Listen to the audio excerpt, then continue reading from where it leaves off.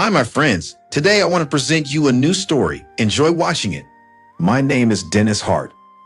I came to work that morning soothe exhaustion that settles in your bones after too many sleepless nights.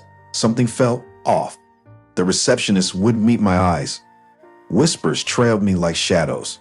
When I reached my desk, my ID card beeped red. Locked. Before I could process it, HR called. Dennis Hart, please report to room 402 immediately. Inside sat Alissa, my boss, pristine in a white suit. Her lips curved into that familiar imitation of empathy. The kind of smile you only learn after years of climbing ladders by stepping on other people's fingers. Next to her, a woman from legal shuffled papers. I'm afraid we're terminating your contract, Alissa announced, voice smooth like ice on glass. Performance inconsistencies. Confidentiality breaches. What breaches? I asked, pulse thudding. She slid a document across the table. It was a printed screenshot of my personal project files, models and prototypes of an AI investment framework I had developed on my own time, locked behind private passwords. This is confidential company material, she said coolly.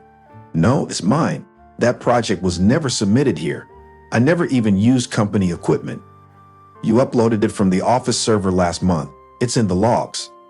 Of course, she had watched me, waited for a slip. 8 years of early mornings, missed birthdays, and lukewarm dinners with my son.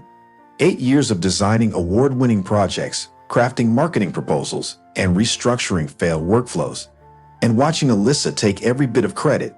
At first, I told myself it didn't matter. I had a good job, a steady salary, a son to raise after Michelle passed. But over time, her compliments turned into commands, and her tone, from sweetly manipulative to cold as stone. It walked out with nothing but a manila envelope of final paperwork and the taste of betrayal curdling on my tongue.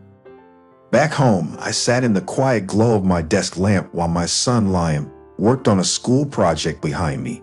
I stared at the screen, at the folders I had secretly saved, blueprints, designs, even emails from the very beginning. Every line of code, every sketch, timestamped in my name. I wasn't just fired. I'd been gutted, drained, tossed aside by the very person who once toasted me in front of clients with a fake laugh and a champagne glass. Dad, Liam said gently, breaking the silence, are you okay? I turned to him, my voice barely above a whisper. She took everything, buddy, everything I built. He looked at me, 15 and wise beyond his years. Then take it back. His words hit like a spark in dry grass. My story wasn't over. Not yet. She started as an intern, just a fresh graduate with bright lipstick and brighter ambition. I remember the first day Alissa Richards walked into the office, heels clicking, eyes scanning like a hawk in silk. She was polite, curious, almost disarmingly enthusiastic. Mr. Hart, she had said back then, notebook in hand, would you mind if I shadowed you on the Benson project? I just want to learn from the best. I should have said no. At first, she listened, took notes, asked smart questions, brought me coffee. I mistook it for humility. But what I didn't notice, what none of us noticed, was how she was collecting more than knowledge. She memorized passwords, copy drives, lingered too long during confidential meetings. While I was staying late to fine-tune our proposals, she was rewording them, just enough to make them hers. Then came the Wilford pitch. I had spent 6 weekends working on the AI investment interface idea, an entirely new system that could predict investor behavior through neural pattern mapping. Alissa sat beside me through all the brainstorming, nodding and highlighting notes like a helpful assistant. The day before our presentation, she asked, mind if I take a look at the final deck one more time? I handed it to her. She smiled. You're amazing, Dennis. One day, people are going to know your name. The next morning they did, only not the way I expected. She stood in front of the boardroom, my deck on screen, my designs, and introduced the concept as her vision for a smarter future. I was frozen.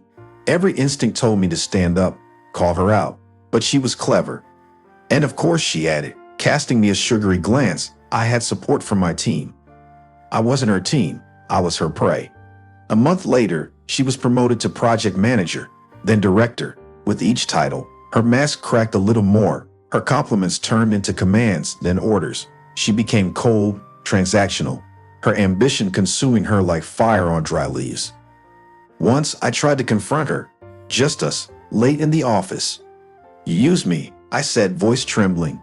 She didn't deny it. She just leaned closer, eyes like steel. "Don't be naive, Dennis. This is a game. You built the pieces. I just moved them better." I walked out that night knowing one truth. Alissa wasn't climbing the ladder. She was cutting it behind her. That night, as the rain battered my apartment windows and my son Liam slept down the hall, I sat staring at the prototype on my laptop.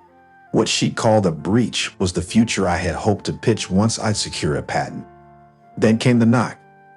I opened the door to a man in a trench coat, mid-40s, lean, with cautious eyes. "Mr. Hart?" he asked. "My name's Gavin. I work for Future Investments." I blinked. "You've got the wrong person." "No," he said, pulling out a tablet. "You might want to see this." He tapped play. A press conference recording. Future Investments unveiling a revolutionary AI investment platform. The designs were mine. Every line of code, every neural function, even the name, Cynthia. "That's mine," I whispered. "I know," Gavin said. "Alissa Richards sold it to us. Claimed she developed it in-house. But something didn't add up. She never understood how the prediction module actually worked." He handed me a card. "I thought you should know." As he turned to leave, I stared at the card in my hand, my thoughts racing. Alissa hadn't just stolen from me. She had profited off it, lied to my face, gotten me fired to cover her tracks. But the storm was far from over, and for once, I was done staying quiet. 2 weeks had passed since Gavin's visit, and I hadn't slept properly since. I sat in the back of the auditorium, eyes locked on the stage where Alissa, in her sharp navy suit, smiled under spotlights. She held up the digital render of my AI project, rebranded as hers. "Cynthia will revolutionize predictive modeling in investments," she proclaimed. The audience erupted in applause. Cameras flashed.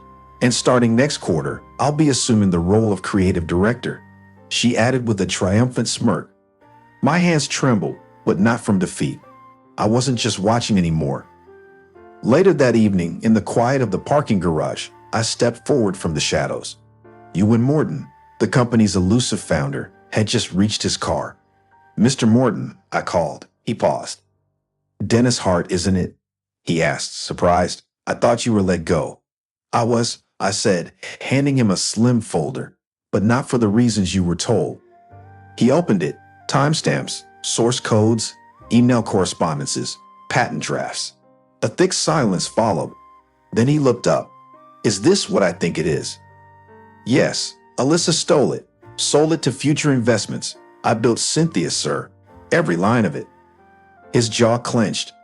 "Come to the quarterly board meeting. Bring everything." As I walked away, I didn't smile. Not yet. But for the first time in 8 years, I felt seen. The truth had a pulse now, steady and rising. The morning of the board meeting, I arrived early, documents tucked beneath my arm, heart beating like a war drum. I barely made it to the conference room door when Alissa appeared. Heels sharp, eyes sharper. "Dennis, did you forget you got fired?" she said, stepping in front of me. "Leave now, and I won't press charges for breaching proprietary data." I met her gaze. "You mean the data you stole?" Her smile didn't waver. "No one will believe you. I've already spoken to Ewan. Your little performance is over." Just then, the elevator chimed. Ewan Morton stepped out, flanked by 2 board members. He saw us and narrowed his eyes. "Let him through," Ewan said coldly. Alissa's face paled. Inside, tension hung like storm clouds. Alissa sat stiffly across from me as Ewan cleared his throat. "Mr. Hart, you may speak." I opened my folder. Over the last 8 years, I built what Alissa presented as Cynthia. Here's the timeline, design drafts, and a patent application I filed months before she took credit. Alissa shot up. "This is slander. He's bitter, unstable. He was terminated for performance issues." "Sit down," Ewan barked, "and be quiet." Gasps rippled. I continued, voice calm. "This isn't about bitterness. It's about truth. And I won't let it be buried again." As I placed the final page on the table, I saw Alyssa's hands tremble for the first time. The room fell silent as the final document landed on the polished oak table. My proof lay bare before them. Emails, draft files, audio clips of meetings Alissa claimed never happened. Ewan leaned back in his chair, fingers steepled. "Miss Richards," he said slowly, "do you deny forwarding Dennis' patented designs to future investments 2 weeks before we launched?" Alissa stood, her voice cracking. He gave them to me." "No," I said firmly, standing too. "I trusted you with my work, not to betray it." The silence broke with murmurs. Ewan slammed his palm on the table. "That's enough. Alissa Richards, your actions constitute gross misconduct, corporate theft, and professional sabotage. You're terminated, effective immediately." She stumbled back, lips parted, but no words came. "And you, Dennis," Ewan turned to me, a rare softness in his eyes. "For your integrity and perseverance, we owe you. How would you feel about leading this company's creative vision?" I blinked. "You're offering me creative director?" He nodded. "You've earned it." Applause erupted from the board. I lowered my gaze, swallowing emotion. 8 years of silent labor, betrayal, and heartbreak now crystallized into this moment. As Alissa was escorted out, I sat again, this time at the head of the table. For the first time in years, I exhaled freely, not just for the title, but for reclaiming something greater. My voice, my work, my name. Friends, what do you think of this story? Write your opinion in the comments. Would you like more stories? Don't forget to subscribe and hit the bell button so you don't miss any videos. See you tomorrow.